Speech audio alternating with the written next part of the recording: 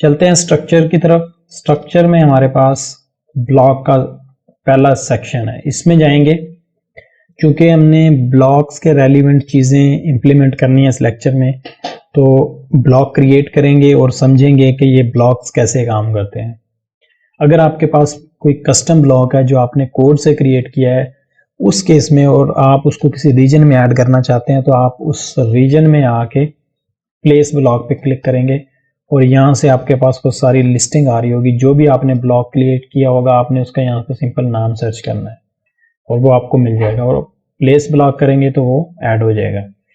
Further उसका एक page खुलेगा, जैसे कि हम टाइटल को प्लेस करते हैं तो ये एक फर्दर पेज है जो कि आपके रिस्ट्रिक्शंस अप्लाई करने के लिए कि आपने वो ब्लॉक कहाँ पे दिखाना है, किन यूज़र को दिखाना है या किस पेज पे दिखाना है, इस तरह के एक्शन, या टाइटल ओवरराइड करना है। तो ये इस तरह के एक्शन हम करने के बाद जब सेव करेंगे तो वो ब्लॉक ऐड हो जाएगा।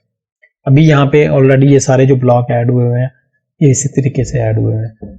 इनको हम कॉन्फ़िगर भी कर सकते हैं दोबारा से। इसकी सेटिंग्स को अल्टर करने के लिए ये कॉन्फ़िगरेशन का सेक्शन है, यहाँ से आके करेंगे और रिमूव कर सकते हैं, राइट। अब है कि आपने अगर कोई कस्टम ब्लॉक क्रिएट करना है तो वो कैसे होगा। अब कस्टम ब्लॉक का पर्पस क्या होता है। फॉर एग्जांपल आपने किसी सेक्शन में कोई स्टैटिक कंटेंट दिखाना है, जैसे कि आपने होम पेज पे टॉप पे एक ब्लॉक ऐड किया जिसमें आपने अपनी अबाउट की इंफॉर्मेशन ऐड करनी है। तो उस केस में हम क्या करते हैं कि यहाँ पे कस्टम ब्लॉक्स बनाते हैं और वो ब्लॉक्स हम किसी रीजन में ऐड करते हैं, यानी वो रीजन जिस सेक्शन में डिस्प्ले हो रहा होगा वहाँ पे आपका वो कंटेंट चला जाएगा।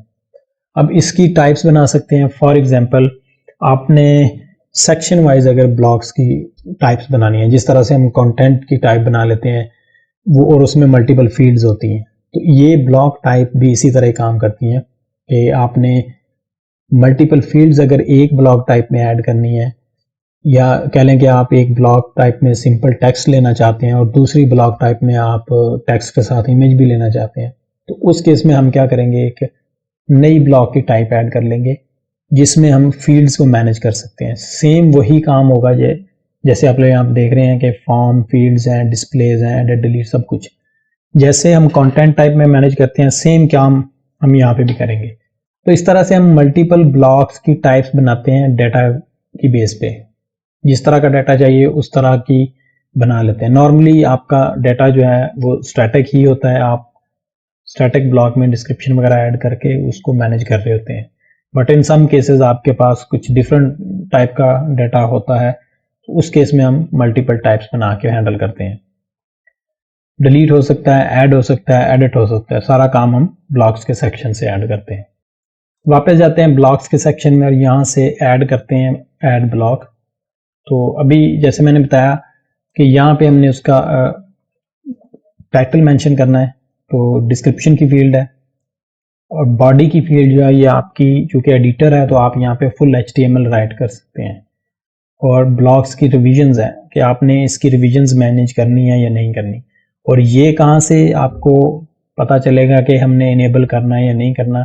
ये आपकी, अगर वापस जाएं तो ब्लॉक टाइप जो बनी होती है, अगर हम यहाँ पे जाएं तो ये बेसिक ब्लॉक टाइप जो आपकी जैसे बेसिक कंटेंट टाइप बनी होती है उसी तरह से ये होती है। यहाँ पे आएंगे आप इसको एडिट करके, तो ये क्रिएट रिविजन्स का आपके पास ऑप्शन है। इसको चेक करेंगे तो आप जितनी भी चेंजेस करते जाएंगे ब्लॉक में उसकी रिविजन्स बनती जाएंगी, हिस्ट्री मेंटेन होती जाएगी। अगर आपने कोई ऐसा चेंज कर दिया है करंट रिवीजन में जो कि रिवर्ट करना था आपको, वो ठीक नहीं था और आप सेव कर चुके हैं, तो उसकी एक रिवीजन बन जाएगी। तो यानी आप पिछली रिवीजन से वो डाटा उठा के दोबारा से ऐड कर सकते हैं। ये डेटा को सेव करने के लिए, या यानी आपके पास एक बैकअप होता है, तो इस तरह से हम इसको भी मैनेज कर सकते हैं।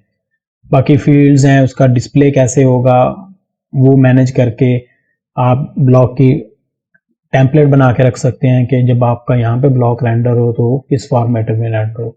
सेम वही सिनेरियो है जो हम कंटेंट टाइप्स और नोड के केस में अप्लाई करते हैं, यहाँ पे सिर्फ नाम चेंज है।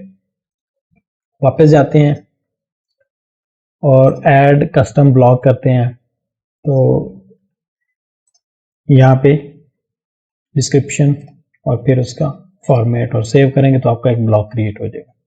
यानी इस तरीके से हम ब्लॉग बना सकते हैं। वीडियो अच्छी लगे तो लाइक करें, शेयर करें और चैनल को सब्सक्राइब करें। मिलते हैं अगली वीडियो में। Thank you.